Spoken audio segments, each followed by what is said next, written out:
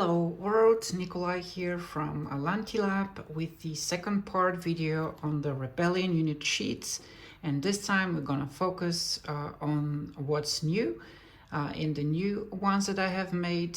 And so we're gonna introduce the new products, starting with the reimagined unit sheets version 6. Now there are 8 points to consider. So we're going to talk about appearance, shape, orientation, icons, card placeholders, reference, combat, and more units. So starting with appearance, immediately you can see we've managed to completely eliminate the glare. Also, the fit and finish of this material is much nicer. It's a satin finish, and so you really enjoy this in your hand. Now, next point is shape. We obviously have roughly the same shape, and here I'm rounding out the corners.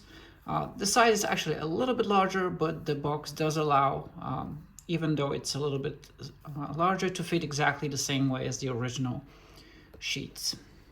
Okay, orientation. And here it's probably best to start with the Rebel one.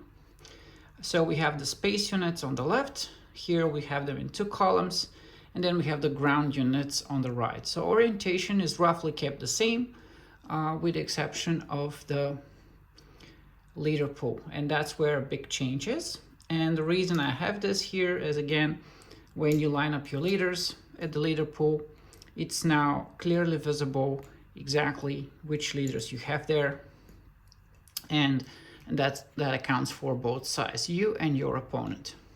So I think this is a superior arrangement, and it really makes it easier to split the leader pool in 2 in a team game.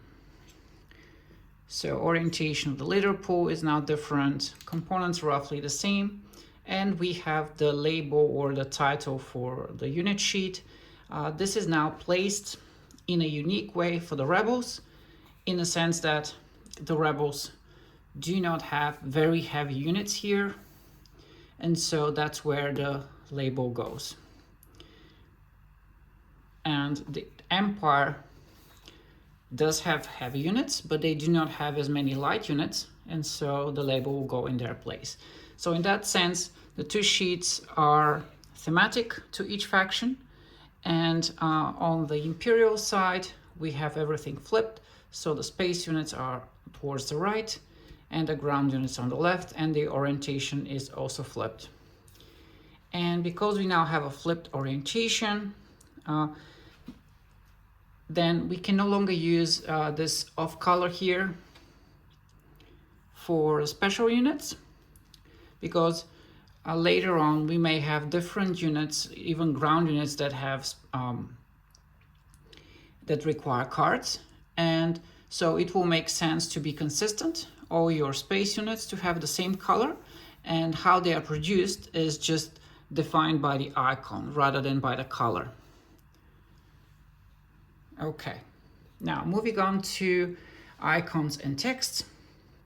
We have a new icon for the TIE Fighter, and just so you can appreciate that, you can have a look at the old one and the new one. So that's the old one, and that's the new one. Again, the reason is this design approach lends itself to provide or to easily make more TIE Fighter variants, and so this is now consistent with the TIE Striker, and we'll see the other TIE variants later on in the video.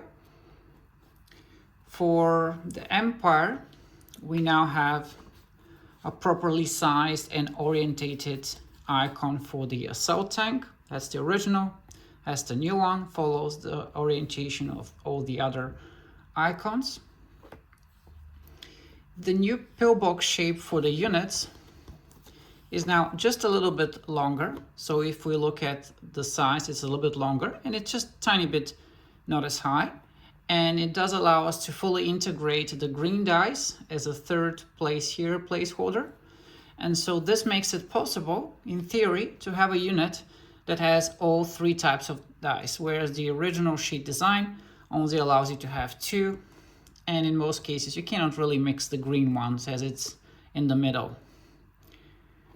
And another advantage of this is if you have units with more text, like for example, the shield bunker here, you can still fit the text here. Well, at least for the English edition, that is. And the only compromise I had to make is about the tie interdictor, where the green dice wasn't in the middle in its location and it had to make space for the text. Looking at the rebel units, here we can see, like for example, the shield generator, everything fits nicely. And we have the change in text here from discard 1 ground battle tactic card to retrieve 1 discarded ground tactic card, which is better. In terms of icons, all the icons are now orientated for the space units top left, and the ground units, including the speeder, either pointed towards the camera or to the left.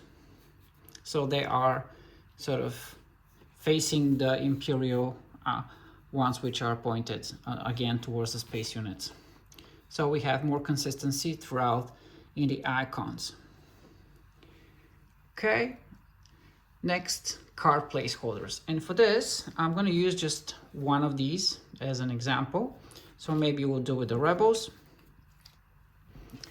And we're going to take out the original sheet and see how the new one. So with the old one, we only have a placeholder for mission deck and action deck, and that's it. So let's see how this new one handles all the various types of decks. I have here prepared some cards, so we can start placing them, starting with the action hand. So action hand can be placed like here. We then have, and I probably should show the icons here. So we have few icons. We have an icon for a discard pile. It's standard across all the decks.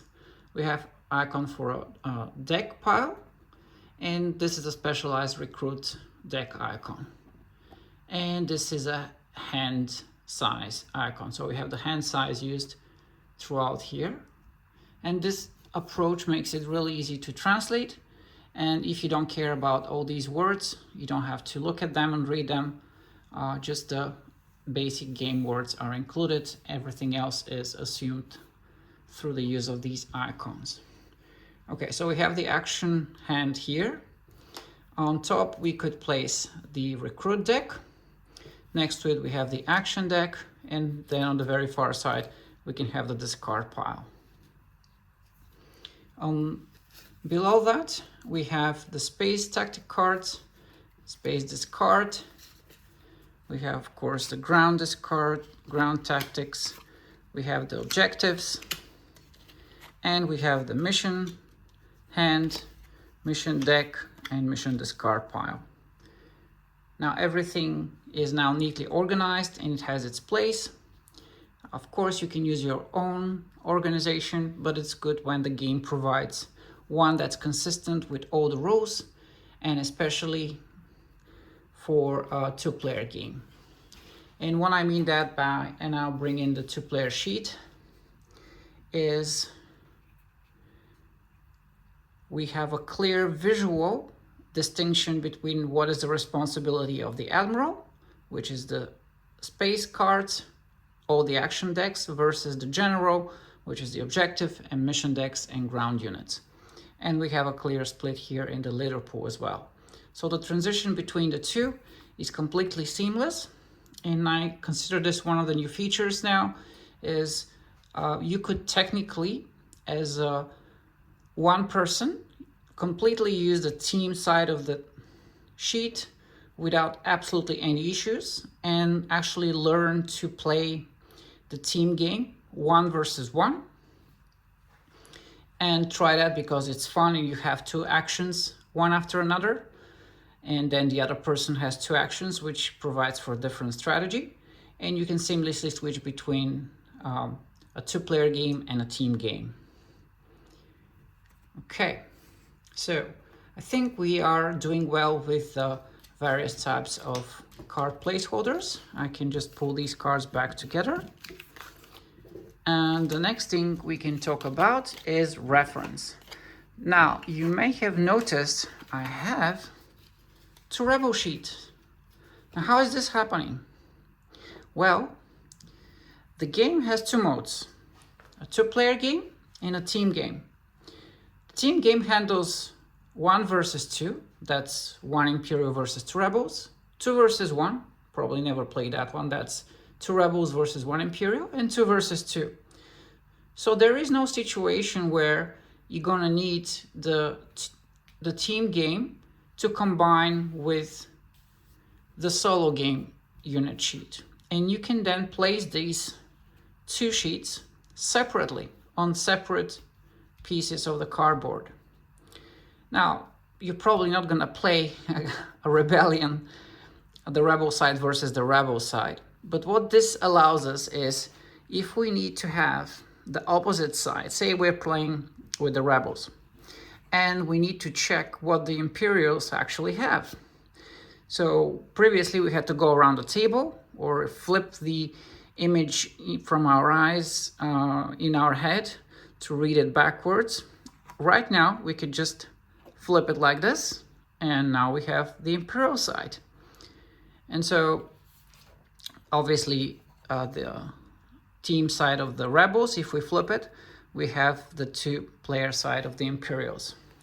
And we can now visually see how the language of the original design is translated into this new language for the team game, where we've cleared out all the placeholders for the dice that are not there.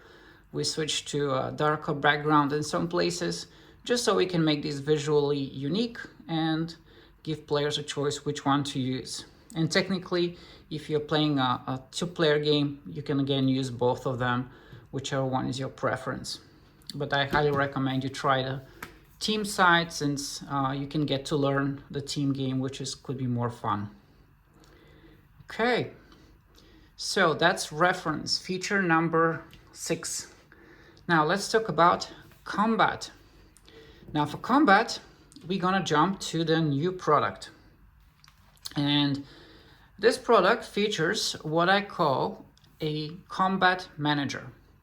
Combat manager is a combination of an integrated battle damage bar, the various units represented by their health value and type of damage color they can take, a placeholder for the leaders, and of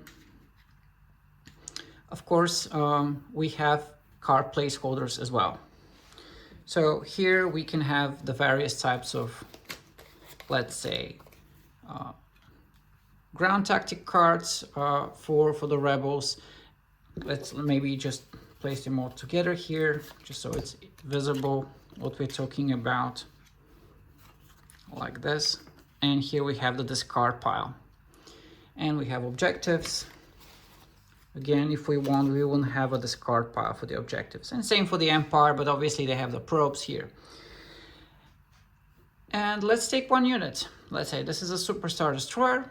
It has a health value of 6, and you will place it obviously here. So the Empire side runs to 1, 2, 3, 4, 5, 6. So the clever thing of this design is, instead of every unit starting at a common point and then you have to read somewhere how much damage it can take, rather you're starting at your maximum health value. That way you are spreading your units around the board, and the board can be smaller. Otherwise, if you're starting with the same place, then your first section where you place all your units has to be really large to accommodate all your units. But if you're starting at your health value point, you can spread your units around the board, and the board itself can be a bit smaller. And the way you obviously use this is, if there is damage done to this ship, you move it the according number of spaces based on your damage. Once it reaches the 0 line, if it's not healed, then it gets destroyed. If you need to assign more damage than its health value is, you can just go to the opposite side. And yeah, so I think this is clearly a superior approach. And there are a few more tricks up this board sleeve. So for example, if we want to put this on the actual table, you could take a contraption like that.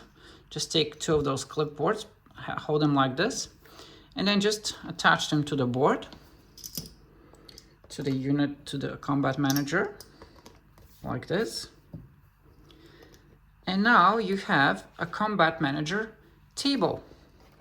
It will stay very sturdy, and it will be a considerable height above the ground. So most units will probably stay upright below it.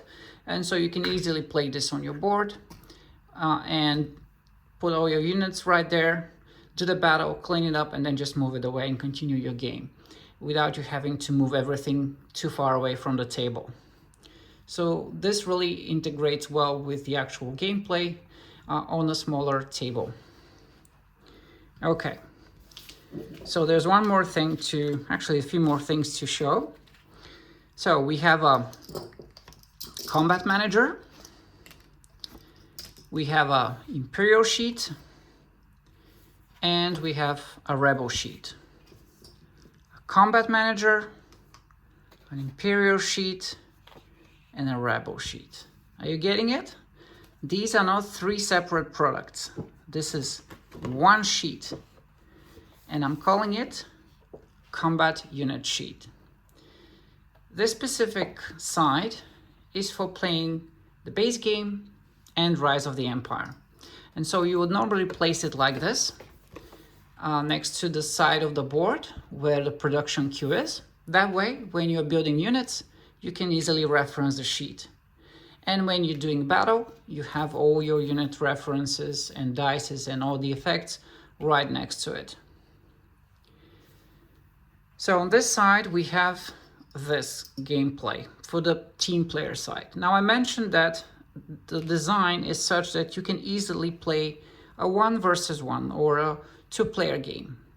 For this specific version, the leader pools are moved to the very bottom, so they're even more out of the way when you play. But what's on the other side? You're probably thinking on the other side is the 2-player game. No, from the other side, I've decided to do something special for all those few people who have not bought the official expansion. And so on the other side, we have the base game combat sheet. So here we only have base game units. Like we have a placeholder for the Death Star. We don't have any of the units with the green dice, but everything has its place. And all the units are fully mirrored to extend that as possible. Troopers against troopers, AT, ST against the airspeeder, of course AT against the shield, and of course on the other side, and all the support units of the rebels are facing the special units of the Empire. All the icons, of course, are only for the units here. And so the only other difference is the placeholders for the tactics cards are matching what is in the original game, where they are shared between the two parties. One more feature I see now that I've missed is the reason I have the placeholders for the space tactic cards here is that if you use it like open, you can just line up your corresponding cards. For example, this will be this ground tactic cards for the rebels. So instead of going here, it will simply go here. But if you decide to cut these or to simply fold them, those placeholders will still be useful. So that's another thing that went into consideration.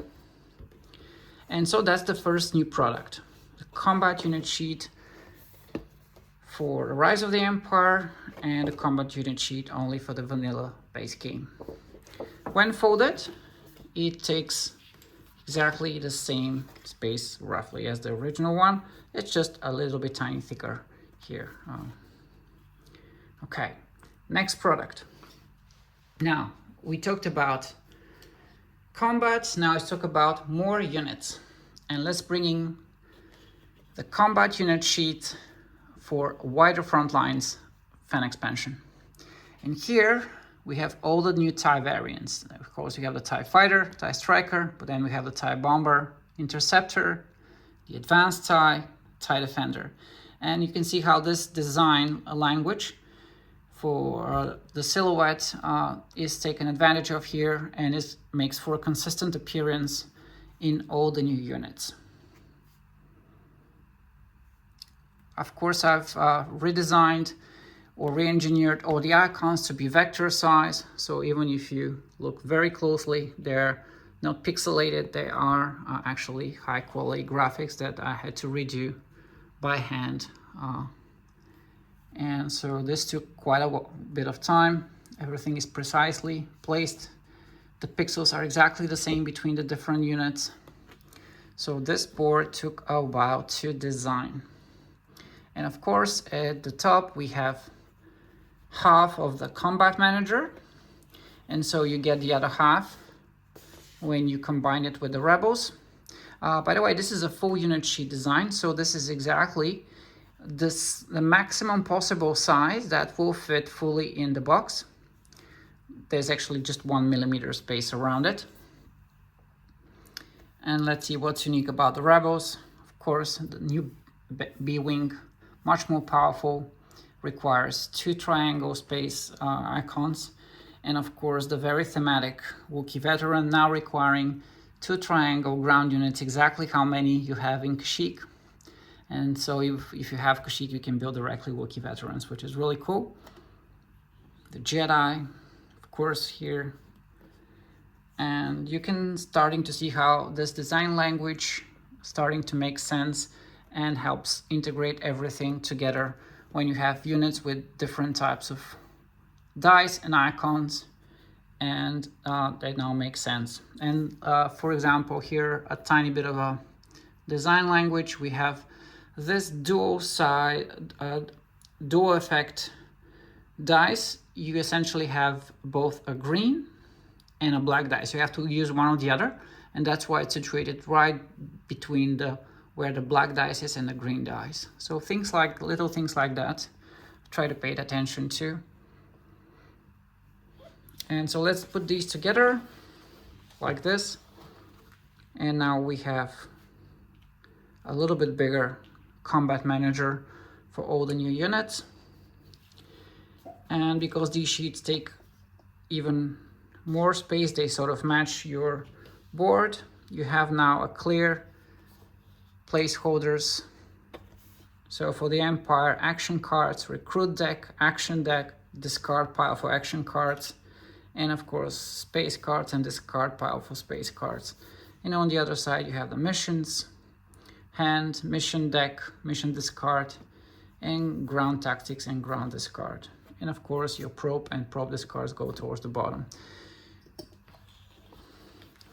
So in terms of history, I sort of started probably with this sheet and then work backwards to integrate all the features in the smaller sheets.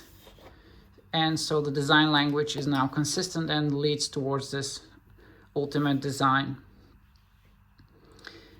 Of course, if you want to reference the other side, which is now even more important with all this new information, you just take it in your 2 hands, flip it, and then you have the other side here. With all these colors, I think it's even more beautiful to play with this side. And of course, for the rebels, we have clear split of responsibilities for the admiral and the general. And I really hope you will enjoy these.